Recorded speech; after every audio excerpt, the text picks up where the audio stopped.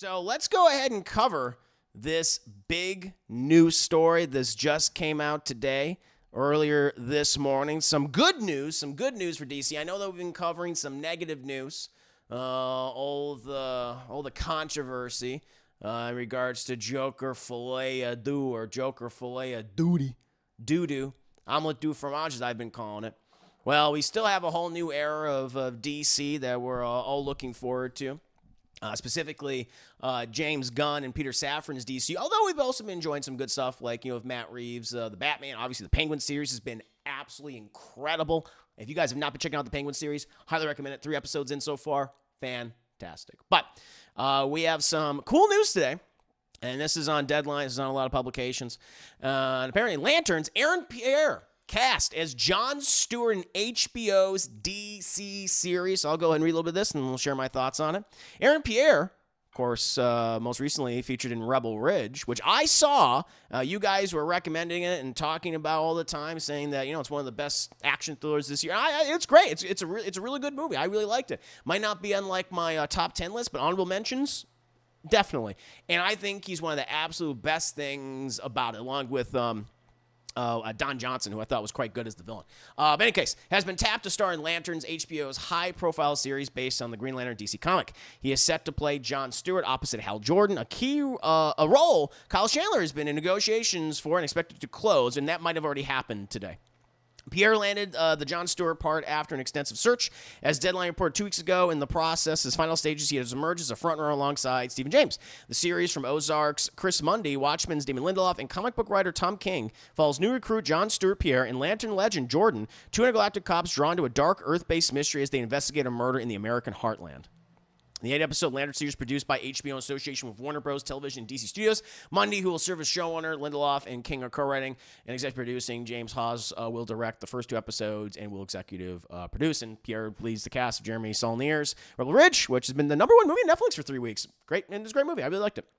And the next voice is the titular character of Mufasa in Barry Jenkins' animated Lion King prequel for Disney. And he goes into more of like his works and things. But yeah, as I said before, before we started talking about this in more detail, I'm more familiar with Aaron Pierre for 2 movies. Old, where he played the character of Midsize Sedan. Didn't really get a lot to do in that movie. And his character's name was Midsize Sedan. So, not great. Not his fault. It was an M. Night Shyamalan movie. Listen, you can be the most talented actor in the world, right? But if you're given a shit script and shit direction, probably going to give a shit performance. And I don't think his performance was even shit. It was just, there were so many other just awful things about the movie that surrounded him. He came out of it, for the most part, I think, smelling like roses. It's just, it's another bad M. Night Shyamalan movie. However, despite, everyone calling him Midsize Sedan anytime he showed up in anything else, I saw him in Rebel Ridge, and I thought he was great. He did a really good job. You buy him as an action star. And, I don't want to get into too many details about the movie if people haven't seen it. I want you guys to see it for yourselves. But he plays a military figure in that, and just watching that and hearing about how he was in, one of the people that was being considered for Jon Stewart, who was a Marine, before he became a Green Lantern, that is. I was thinking like, oh yeah, he can do it. He can pull this off. I could see it. Even just the look, I was like, wow, even the eyes, looking at his eyes, like, damn, that's like really good casting. So he has the look for the character.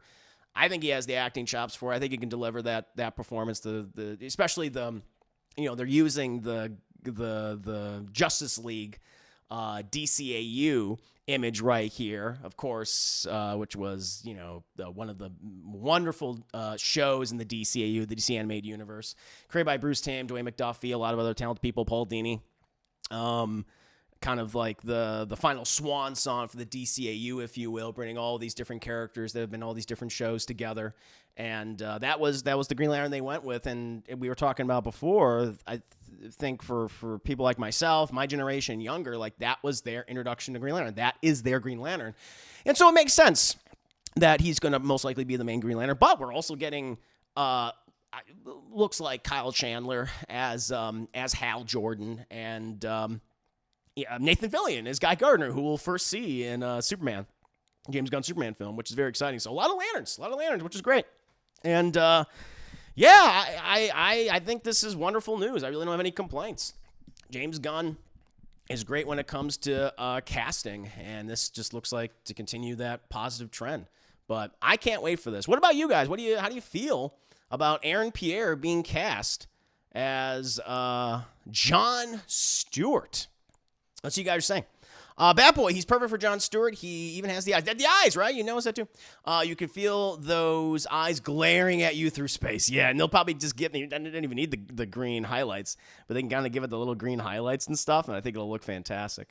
He gave maybe the worst performance in Old. I don't know about that. I'm sure it was directing issue more than anything else, 100%. Listen, M. Night Shyamalan, again, he's the kind of guy who he can take a very talented actor and make them all sound like lifeless automatons.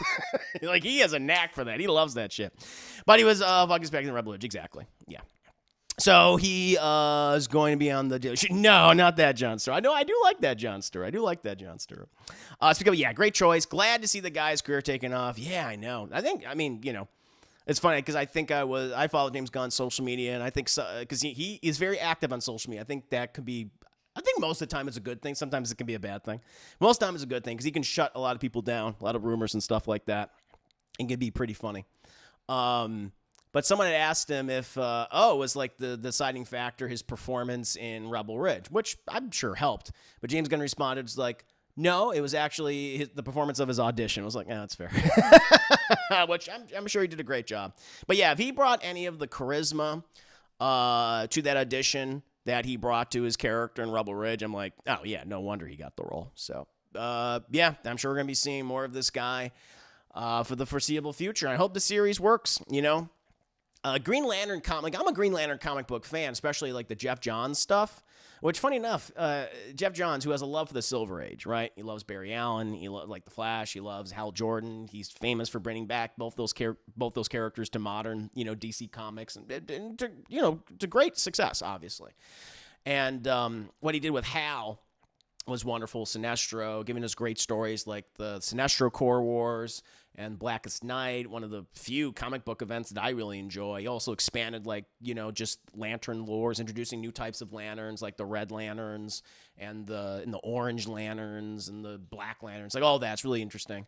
But the one thing I will critique him for is he was never really good at writing John.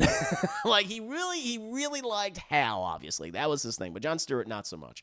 But in any case, outside of watching Justice League and Justice League Unlimited, that was my introduction to properly Green Lantern. No one really cares about Kyle Rayner. Kyle Rayner is just whatever, in my opinion. I know some people are like, "How dare you? He was excellent in the '90s, era of DC." It's like, yeah, sure. He's best known for where his girlfriend got stuffed into a fucking fridge. That's what he's best known for.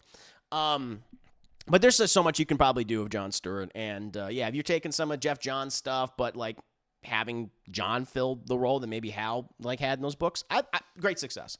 My one thing that I would really like, and I don't know if they'll do this, but I don't want them to rush Sinestro. I want them to take their time with it. I mean, there's so many things you can do with the character. As I said before talking about this in greater detail, you can either have it be where Hal and Sinestro have been friends for a long time, or you can have it be where Sinestro is around, but Sinestro is actually a protege of Hal. That would be really interesting to kind of change up the dynamic. And maybe, because we're speculating Hal's maybe not going to stick around for that long. Maybe he'll be killed off by the end of the show. Who knows? Hal's been killed before in the comics several times.